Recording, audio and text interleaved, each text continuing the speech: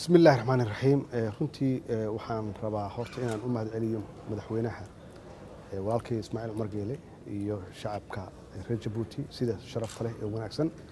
ee waaltinimada ah aniga iyo wafdigeyga ii soo dhaweeyeen wuxuu qayb ka ahaa socdaal dheer aan ku soo marayay dowladaha ciidamada Soomaaliya ka jooga oo aan marka koowaad u mahadcelinayay marka labaadna arrintii nagu dhacday ee naxdinta lahayd nalooga laayay 300 iyo 50 dad kor u dhaafaya oo aan waxba galabsan 400 dad kor u dhaafayna lagu dhaawacay weerarkii waxshnimada lahaa ee shabaabku ay ka geysteen October 14keedii in aan ka raadiyo solidarity iyo wadajir iyo taageero ay siinayaan ummadda Soomaaliyeed ee waalahooda si aan kor ugu qaadno difaaca shacabka Soomaaliyeed oo aan meesha uga bixino qoladan horarka ah oo ummadda Soomaaliyeed dibka ku haysa la dagaalankooda runtii taasi ku saleysnayd socdaalkeena wuxuu ku soo dhamaaday oo aan hadda maanta halkan dib ugu noqonayaa Soomaaliya guul iyo ugu dhamaaday dowladda Djibouti waa dal walaalaho madaxweyne uu heelan yahay in Soomaaliya gargaaro معاونة كلام أدونك عالم متحد تياب وفردين أدون حقيقة ودبوي مدحوينها جيبوتي إسماعيل عمر جيلي مروال بوا وحو تاجنا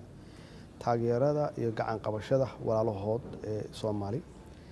mudooyinkii dibka aan ku jirnay iyo burburka waan ognahay inta uu soo maray inuu qayb ka noqdo weyn inay Soomaaliya istaagto oo meesha hadda ay taagan tahay ay soo gaarto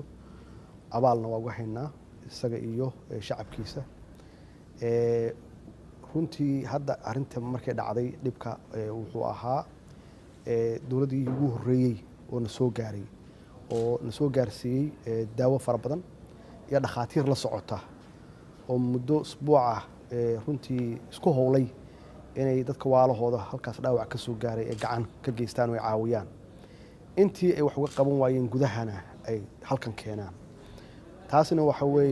weeye waa hoggaanka madaxweynaha iyo shacabka waalaheena reer Djibouti jaceelka iyo waaltinimada ay noo hayaan caalamka intiisa kale runtii iyagu naftigooda dawlado badan baa Soomaaliya soo gurmaday waan uga mahadcelinaynaa muujiyo waaltinimo haday yihiin islaan haday yihiin carab haday yihiin ummadaha kale beesha caalamka ah oo runtii qayb weyn ka qaatay inay gacan garab istaagaan u muujiyaan solidarity iyo taageero xaaladda adag ee Soomaaliya ku jirto insha Allahna waa ka kabanayna waxyaabaha hadda aan u socday qayb ka tahay in aan xoojino ciidamadeena dawladaha Soomaaliya ciidamada ka joogaana aan niraahno kor u qaada taageeradiina si aysan dib noogu soo noqon madaxweyne masiibadan dhacday ma ku soo loodinaysaa adduunka fikradaadii ahayd in ciidanka Soomaaliya oo la xoojiyo oo la dhismayo in aanan cadowga Soomaaliyeed laga limin keenin ma ku soo loodinaysaa ma saddeey kartaa in cunaqabatayntii hubka laga qaado oo fikradaasina haddii la xoojiyo ee adkeynta ciidanka Soomaaliya mar walba anagu runtii waa uga mahadcelinaynaa dawladaha u soo gurmada Soomaaliya 10kii sano la soo dhaafay ciidamadooda u soo diray oo gacan naga siinay Soomaaliya inay dib ugu soo dabaalaan ama dib ugu soo celiyaan nabadgelyo dad badan baa uga dhintay dad badan waa uga dhaawacmeen Djibouti waalahena ay koow ka yihiin waana runtii waa waxaan anagu iloobin saasay tahay waa laga maarmaan haddii aan doonayno cadowgan inaan ka adkaano cadowgan loogama adkaan karo ciidan shisheeye cadowgan waxaa ka adkaan kara dadka degan dalka iska leh meesha ay galaan uga dabagelayay meelahay ku dhuuntaan yaqaanay runtii guryahooda ka ilaashanayay oo ka difaacanayay reerahooda iyo caruurtooda iyo waalahooda iyo hooyooyinkood hawshaas way hawsha hadda aan doonayno dhibkaan dhacay inaan ku bedelno dadka inaan ku kicinno oo aan ku mobilize gareyno noqoto meel point of reference ah oo aan ka qaadano haddii dadku aysan kicin khaasatan dhallinyaradiis u istaagin dalkooda in dhibkan uusan istaagin uusan ka sii badnaan karo marka waxaan kuu sheegayaa ummadda Soomaaliyeed waa u heelan yihiin hadda waa u taagan yihiin waana u kicin inay u istaagaan inay difaacdaan dalkooda iyo dadkooda iyo diintooda kolka ummadda Soomaaliyeed waxay leedahay madaxweyne wax xanuunsatay oo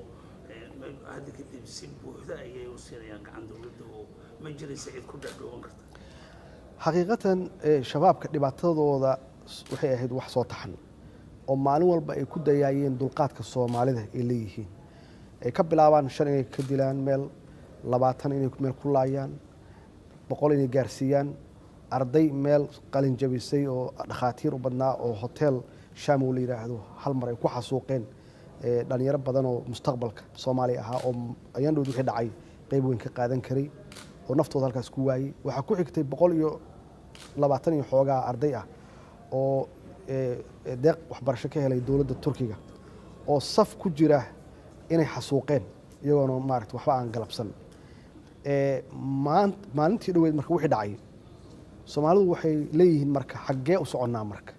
ilaa intee u dul qaadan karnaa dadkan waxashinimadooda arxan la'aantooda naxariis darradooda ilaa intee u dul qaadan karnaa macnaha waxaan sugeynaa inay magaalada nus gubato oo dadku kulli ay laayaan miyaan sugeynaa marka runtii dadku waa kacay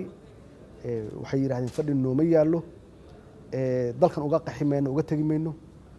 qoladan horarka ah oo diinta aan lahayn waxay leeyihiin diinta islaamka waa naqaanaayo hal qof ma ogola in xaq darro lagu dilo waxay la mid tahay qof aad disho adigoo laayay humanity wadan laayay ya la mid tahay marka waxaan ognahay waxa ay ku dagaalayeen inaysan ahayn diin islaam ah oo hadda ummadda Soomaaliyeed waa u caddahay saas darteed qof walba oo Soomaali ah marka waxaa waajib ka saaran difaaca naftooda difaaca maalkooda difaaca guryahooda difaaca dagaankooda difaaca dalka difaaca diinta yaa mas'uul ka saaranta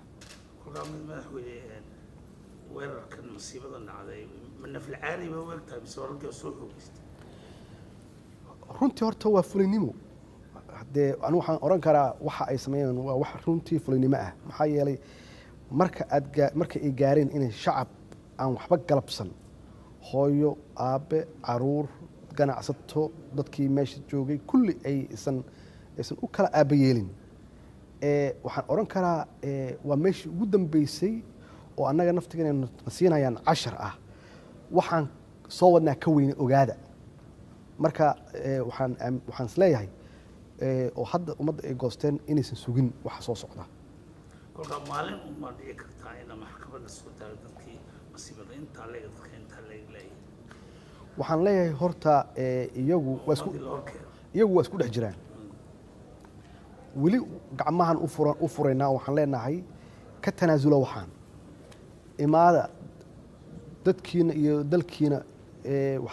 dhismihiisa iyo noloshiisa ka soo qayb gala oo waxa ay wadaan iyo dhibaatada ay wadaan iyo qaraxa ay wadaan joojiya yaan leenahay laakiin waa lama huraan in aan isu taagno